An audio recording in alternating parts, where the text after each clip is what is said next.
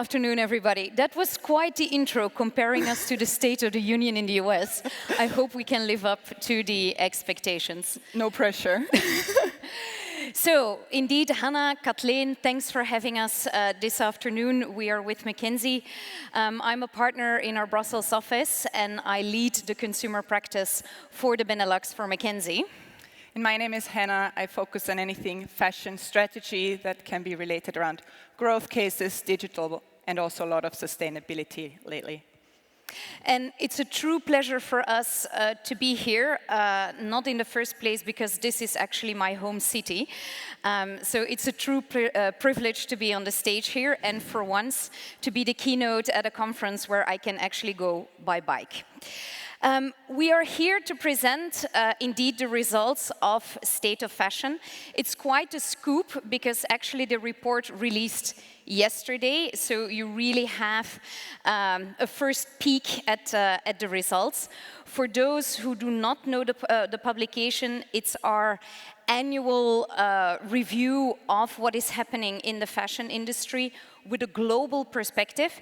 It's in collaboration, of course, with the industry. Amongst others, we use a panel of more than 1,000 executives in fashion across the globe. We aggregate, analyze the results, and then share back the perspective of what we see, all in collaboration with Business of Fashion. So good, let me give you a bit of the highlights. I'm starting, I'm afraid, with a very platitude of what we all see around us, and that's the fact that we are in an environment where economic growth has become a challenge. As you see here on the graph, the economic slowdown in Europe is a reality today, where you really see a downtick versus what we have experienced over the past 10 years. The US has been much more stable and much more resilient, but also what we see for the very first time is an incredible decrease in growth pace in China. For a very strong, globally oriented industry, that's of course quite significant. And as a result, of course, discretionary spend has gone down, and that has severely impacted the fashion industry all around the globe. If we take a closer look at Europe, you all see, of course, the very difficult year in 2020, followed actually by a fantastic rebound in 2021 and 2022, and then a very clear deceleration in 2023. You see actually that in the first half of the year, we held up still quite nicely, but then in H2, you see the numbers come down further. What we also see for the very first time is that the luxury segment is actually equally impacted as what we call the non-luxury, so value and the mid-tier together. So you see that luxury is still doing somewhat better than the rest of the market, but that the gap is actually closing quite significantly.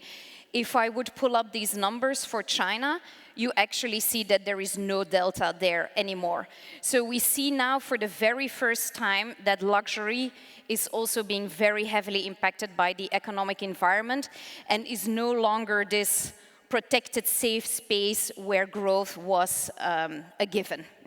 So it means that the entire industry has suffered from the economic downturn. Now, for those of you who have been following our report, this is an analysis we do every year. This is about how value is being created in the industry. So we map all the different players and their economic contribution over time. What you see on the left-hand side is the companies that are actually value destroying. What you see on the right-hand side are the value creators. And on the absolute right-hand side, you see the ones that really drive economic profit in this industry. Now, we know already for a very long time that the value that is being created in this industry, it has been done so by a very narrow group of companies. Now, what we have seen in 2023 is that that group has become even smaller. Yeah? You basically have 8 big companies around the globe that deliver all the economic profits in this entire industry, which is a pattern which is unseen by any other industry around the world.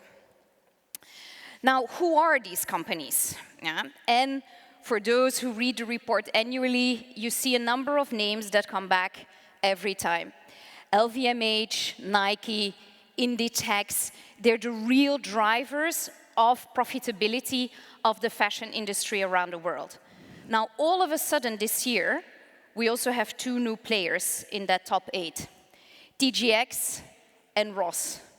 No surprise, very strong off-market value type of players. So you see all of a sudden in this new kind of economic environment that it's new type of formats and new type of players that thrive. A player that used to be on that page and who has been there for many years is, for instance, Adidas. All of a sudden, from one year to another, no longer an economic profit driver of this industry. One person always says, one day you're in, the next day you're out. Well, from an economic point of view, that also holds. We also asked our panel of more than 1,000 executives how they look at next year. Yeah. And if you take a glass half full perspective, most of you think that the next year is going to be better than 2023. You see that the dark blue part of the bar is shrinking significantly in 2024 versus 2023. Nonetheless, it's still a very big chunk, and the graph is still significantly worse than 2022, which means that everybody still anticipates a very challenging 2024, and that we're still quite far removed from the stable waters we were in a number of years ago. Of course, this is also very heavily impacted by the inflation, where the current forecast still remains that this will remain at a much more elevated level than historically. So, if we translate that in the outlook, we see that for 2024, in the non-luxury part, growth is expected to be somewhere between 1% and 3%. On the luxury part, between 3% and 5%. If you then take into account that we will roughly still have about 5% inflation, it actually means that we will continue to see a decrease in number of pieces. It means that the growth will be largely driven by pricing, whereas underlying volumes are expected to still go down in 2024. Good. Now that I have dazzled you with tons of graphs and tons of numbers, now time for some more of the underlying qualitative trends. Hanna? Thank you. Now, we wouldn't be McKinsey if it wasn't a bit of death by PowerPoint. This is a crazy full slide, bear with us. Every year, we come up with the 10 themes that we think, based on the data and the surveys that we collect, will shape the industry. I encourage you all to download the report at bof.com and really go through it yourselves. But I suggest we jump in and pick out a couple that I think are especially interesting for the crowd today. Starting with the global economy, there's 2 themes that stand out. Number 1, everything's going to be quite fragmented in the next year.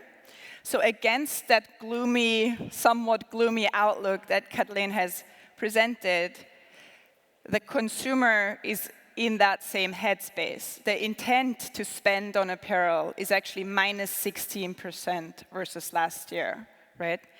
The value creation is really focused around a couple of pockets of growth that are super interesting. They lie in travel. We'll get into that in a moment.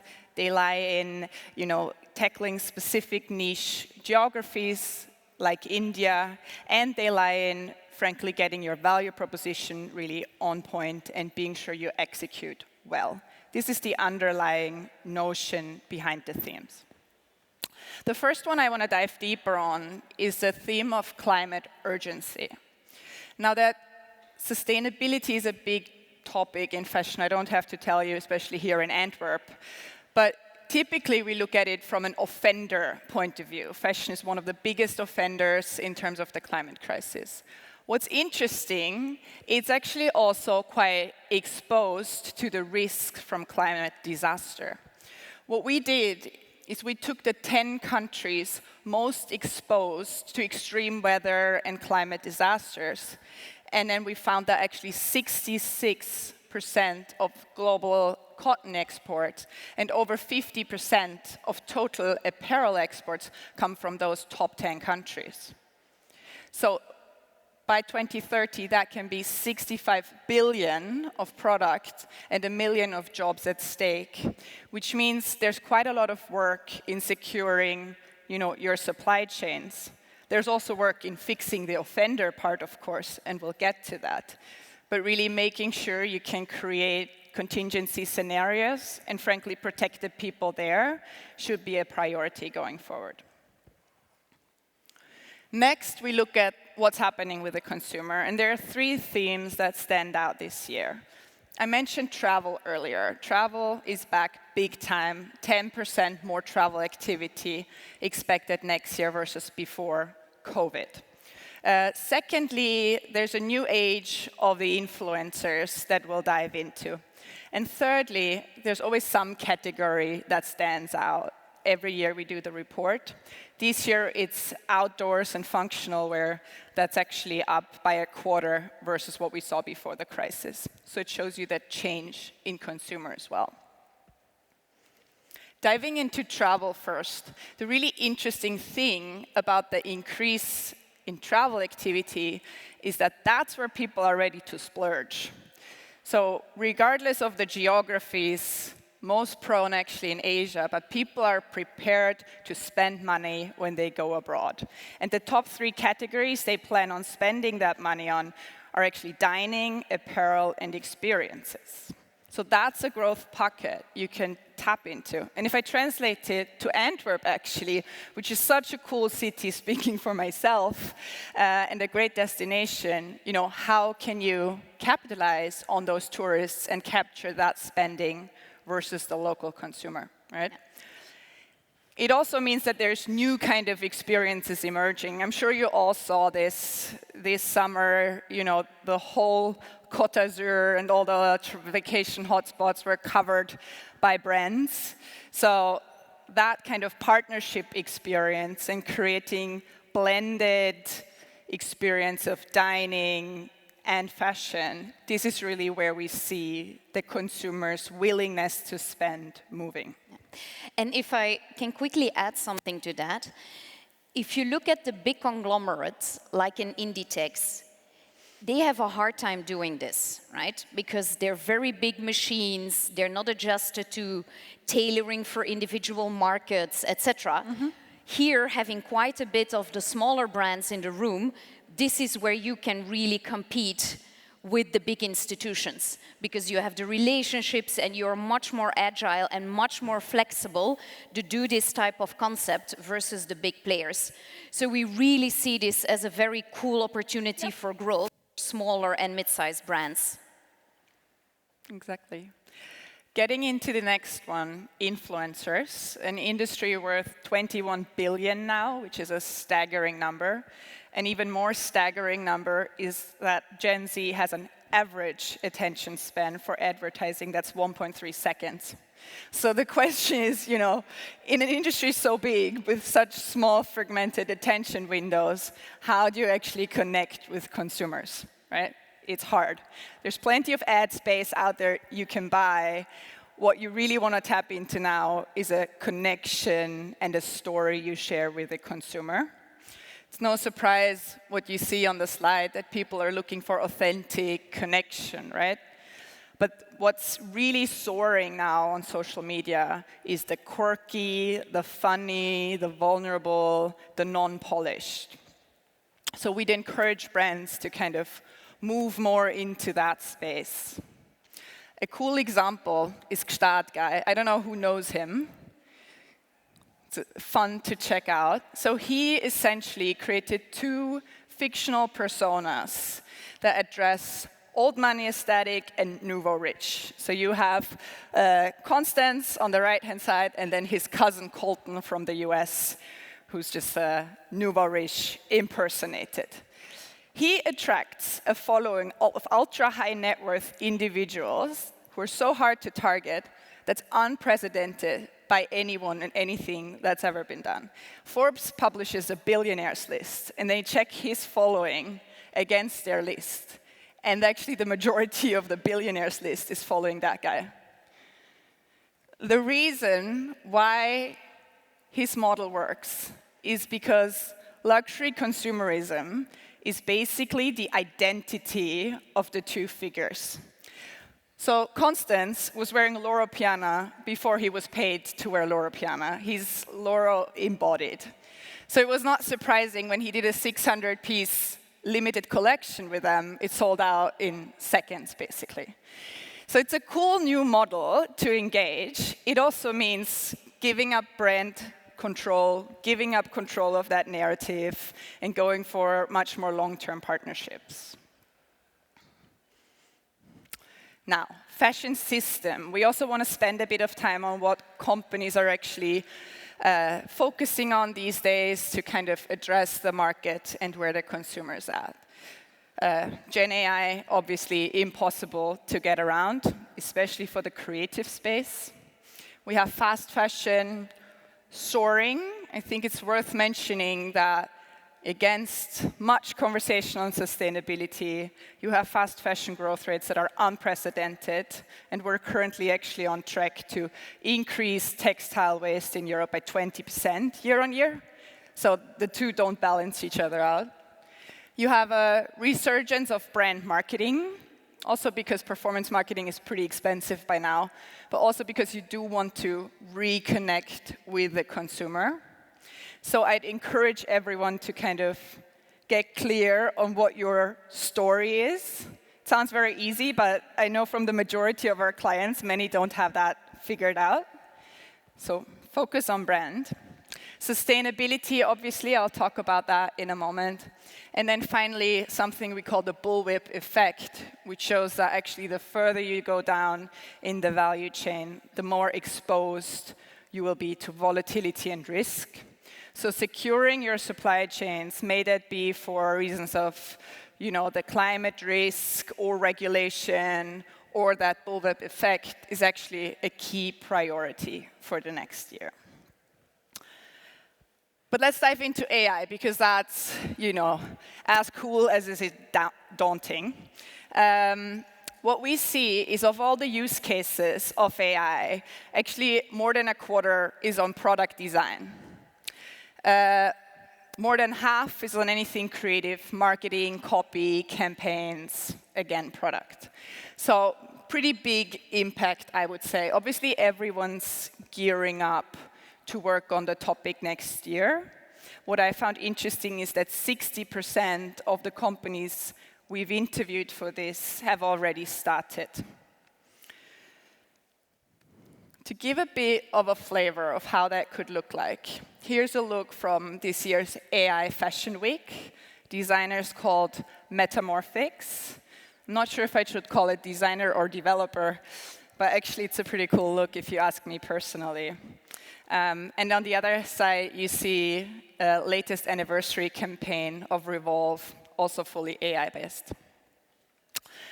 What's interesting, even though it's so nascent still, is there's actual companies pretty much offering solutions for anything you can think of around the value chain already today. So you can use it for mood boards. You can use it for product design and design optimization. You can use it for tech pack creation. You can use it for, obviously, copywriting, anything social media management, campaign creation, as well as campaign deployment.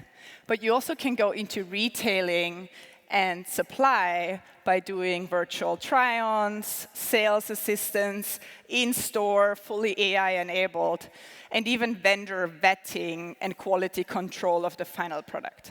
These are not future pictures. This is what's out there today. The future picture, near future picture, is that you will be able to train the AI models on your own unique brand DNA, which will elevate it to, a fully customized level. Now, I don't say this without, a little bit of an iffy feeling myself, because as you do that, of course, it's massive change to a company, to your operating model. You will have to work in very integrated teams across all functions. But it's also about creating a governance that can manage some of that obvious risks around it, right? And then finally, sustainability, because we cannot talk about fashion without addressing this. We see a new wave of regulation finally coming on, for good reason, because right now fashion attributes about up to 10% of global emissions. 80% of that is due to production and raw materials. And then against this production raw materials part, you actually have a 1% fiber-to-fiber recycling rate. And I mentioned earlier the rise of fast fashion against that. So it's a good thing we have regulation kicking in, but I also know from the day-to-day conversations I have with clients that it's really a capability thing of how can I address it. Typically, when we talk about sustainability and fashion, we talk about transparency and accountability and all these things. The conversations I have now are more about how can I actually do that? Who do I need to partner with to do that for? Because what you'll have to do is you'll have to change across every step you're doing. Two things you would want to get right. Knowing how much you're going to sell, difficult, and producing only what you're going to sell and sustainably, even more difficult at times. So it's really a huge challenge. And if I want to look at it from a resource perspective, it's almost like a race and fight for being able to collaborate with the right partners. I give one example. On the fiber-to-fiber recycling and circularity, we know that to comply with a regulation that will hit in 2026, you'll need 250 new textile recycling plants in Europe alone. Who's going to build them? Who's going to finance them? And then if you assume you won't have all of those, who are going to be the companies that get to work with them, and who will kind of have nothing to put against the regulation that sets in? So it's that kind of conversations that you need to brace yourself for, where you need to build access and capability to be able to actually address the problem. That's a bit on the state of fashion and our outlook on the industry. Lots and lots of content, ultra condensed. Again, I encourage you to download the report at businessoffashion.com. And then I also encourage you, of course, to reach out to us directly. We'll be here all day, hosting a breakout as well. You see our email, reach out, always happy to discuss. Thank you very much.